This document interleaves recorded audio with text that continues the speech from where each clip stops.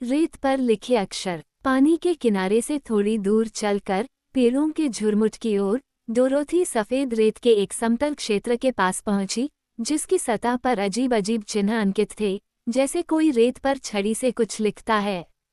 इसमें क्या लिखा है? उसने पीली मुर्गी से पूछा, जो काफी सम्मानजनक तरीके से उसके बगल में चल रही थी। मुझे कैसे पता चलेगा? मुर्गी ने जवाब दिया। मैं पढ़ नहीं सकती। ओह, क्या तुम नहीं कर सकते?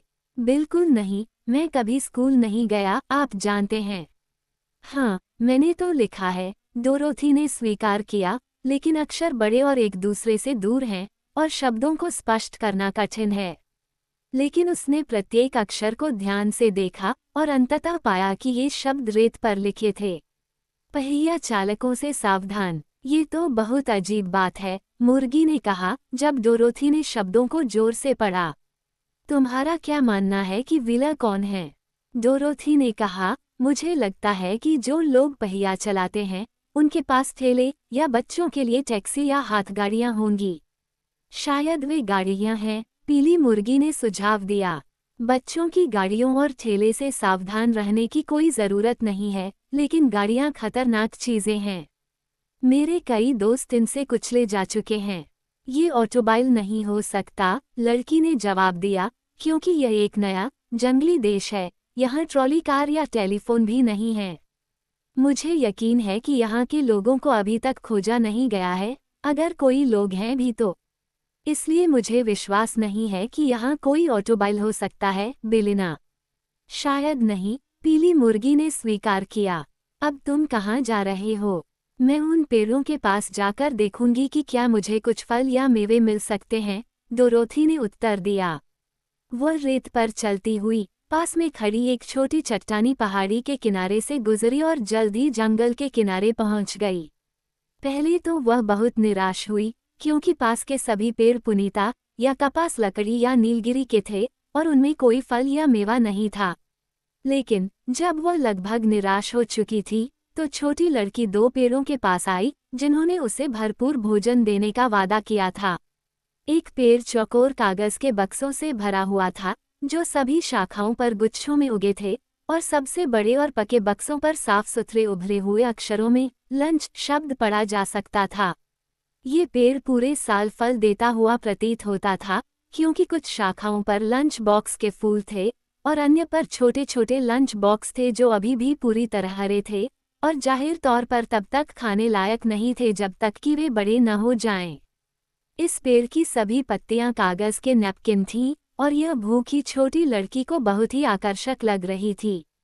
लेकिन लंच बॉक्स के पेड़ के बगल वाला पेड़ और भी शानदार था, क्योंकि उस पर टिन के खाने के बर्तन रखे हुए थे, जो इतने भरे और भारी थे कि मोटी शाखाएं उनके वजन के नीचे झुक गईं। कुछ छोटे और गहरे भूरे रंग के थे, बड़े वाले फीके टिन के रंग के थे, लेकिन वास्तव में पके हुए बर्तन चमकीले टिन के बर्तन थे जो धूप की किरणों में खूबसूरती से चमकते और चमकते थे। डोरोथी बहुत खुश हुई, और पीली मुर्गी ने भी माना कि वह आश्चर्यचकित थी। छोटी लड़की ने पंजों के बल पर खड़े होकर सबसे बढ़िया और सबसे बड़े लंच बॉक्स में से एक उठाया, और फिर वह जमीन पर बैठ गई और उत्सुकता से उसे खोला।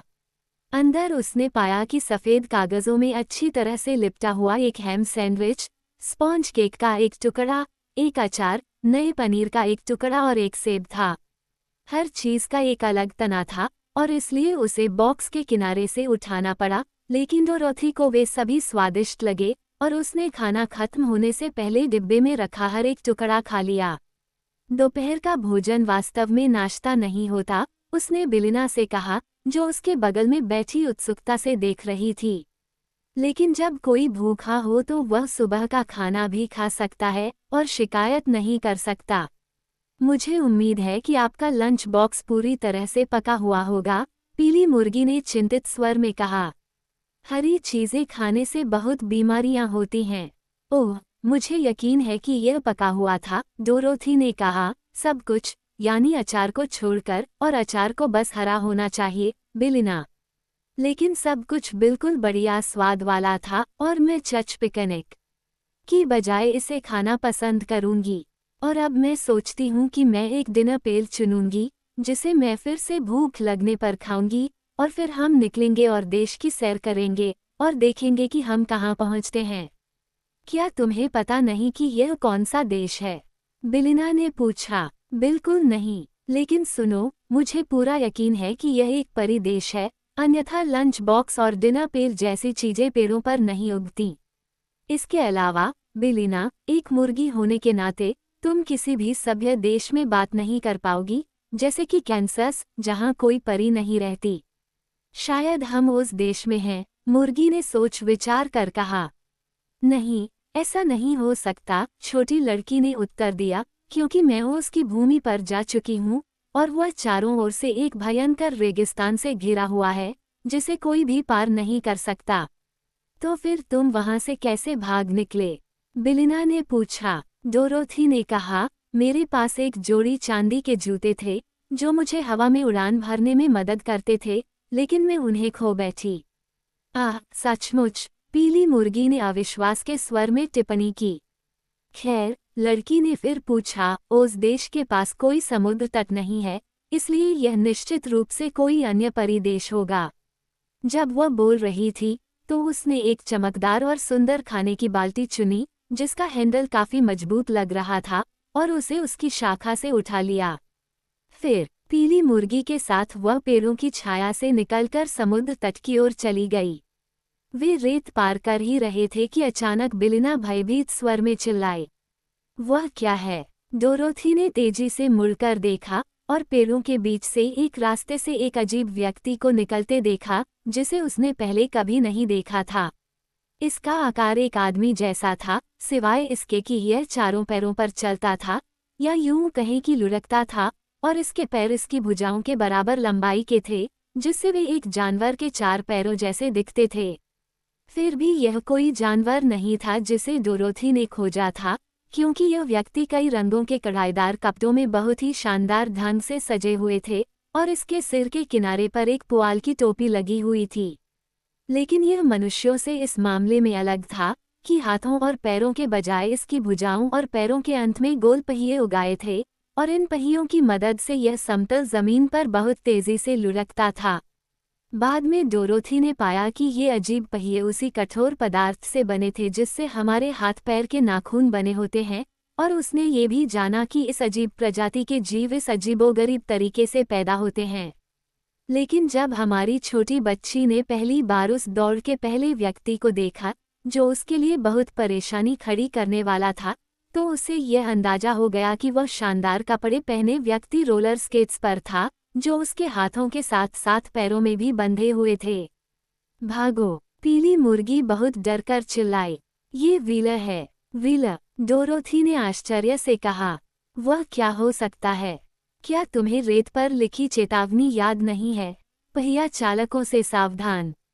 भागो! मैं तुमसे कहता हूँ भागो! इसलिए डोरोथी भाग गई, और व्हीलर ने एक तीखी, जंगली चीख लगाई और पूरी ताकत से उसका पीछा करने लगा। भागते हुए उसने अपने कंधे पर नजर डाली, और देखा कि जंगल से व्हीलर का एक बड़ा जुलूस निकल रहा है। दर्जनों की संख्या में वे सभी कपड़े पहने हुए हैं, शानदार, चुस्त दुरुस्त कपड़ों में सभी तेजी से उसकी ओर लुढ़कते हुए अपनी जंगली, अजीब चीखें निकाल रहे थे। वे हमें जरूर पकड़ लेंगे, लड़की ने हाँफते हुए कहा, जो अभी भी अपने हाथ में उठाया हुआ भारी डिनर का डिब्बा उठाए हुए थी। मैं ज्यादा दूर नहीं भाग सकती, बेलिना। इस पहाड़ी पर चढ़ो, जल्दी करो, मुर्गी ने कहा, और डोरोथी ने पाया कि वह ढीली और दांतेदार चट्टानों के ढेर के बहुत करीब थी, जिसे वे जंगल की ओर जाते हुए पार कर गए थे। पीली मुर्गी अभी भी चट्टानों के बीच फड़फड़ा रही थी, और डोरोथी ने जितना हो सका उसका पीछा किया, आधी चढ़ाई और आधी उबड़-खाबड़ ढलान पर। वह बहुत जल्दी नहीं पहुंची, क्योंकि सबसे आगे वाला व्हीलर उसके एक पल बाद पहाड़ी पर पहुंचा, लेकिन जब लड़की चट्टानों पर चढ़ रही थी, तो जानवर क्रोध और निराशा के साथ चीखते हुए रुक गया। डोरोथी ने अब पीली मुर्गी को अपनी मुर्गी जैसी, खिलखिलाती हुई शैली में हंसते हुए सुना। जल्दी मत करो, मेरे प्यारे, बेलिना चिल्लाई। वे इन चट्टानों के बीच हमारा पीछा नहीं कर सकते, इसलिए अब हम काफी सुरक्षित हैं। डोरोथी तुरंत रुक गई और एक चौड़ी चट्टान पर बैठ गई, क्योंकि उसकी सांस फूल रही थी। बाकी व्हीलर अब पहाड़ी की तलहटी तक पहुंच चुके थे, लेकिन ये स्पष्ट था कि उनके पहिए खुरदरे और दांतेदार चट्टानों पर नहीं घूमेंगे, और इसलिए वे डोरोथी और मुर्गी का पीछा करने में असहाय थे जहां उन्होंने शरण ली थी। लेकिन वे छोटी पहाड़ी के चारों ओर चक्कर लगा रहे थे, इसलिए बच्चा और बिलिना तेजी से कैदी बन गए और पकड़े जाने के बिना नीचे नहीं आ सकते थे। फिर उन जीवों ने डोरोथी की ओर अपने अगले पहिए हिलाकर धमकी भरे अंदाज में इशारा किया, और ऐसा लगा कि वे बोलने के साथ साथ अपनी भयानक चीखें भी निकाल पा रहे थे, क्योंकि उनमें से कई चिल्ला रहे थे, हम तुम्हें समय पर पकड़ लेंगे, डरो मत। और जब हम तुम्हें पकड़ लेंगे तो हम तुम्हें छोटे छोटे टुकड़ों में फाड़ देंगे। तुम मेरे साथ इतने क्रूर क्यों हो? डोरोथी ने पूछा। मैं तुम्हारे देश में एक अजनबी हूँ और मैंने तुम्हें कोई नुकसान नहीं पहुँचाया है। कोई नुकसान नहीं, एक व्यक्ति जो उनका नेता लग रहा था चिल्लाया। क्या तुमने हमारे खाने के डिब्बे और खाने की बाल्टी नहीं उठाई? क्या तुम्हारे हाथ में चोरी की गई खाने की बाल्टी अभी भी नहीं है? मैंने तो सिर्फ एक पेड़ उठाया, उसने जवाब दिया।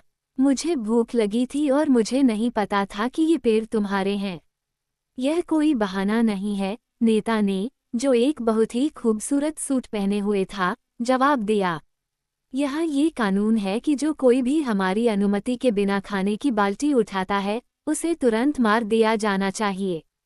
क्या तुम उस पर विश्वास नहीं करते? बिलिना ने कहा। मुझे यकीन है कि पेड़ इन भयानक जीवों के नहीं हैं।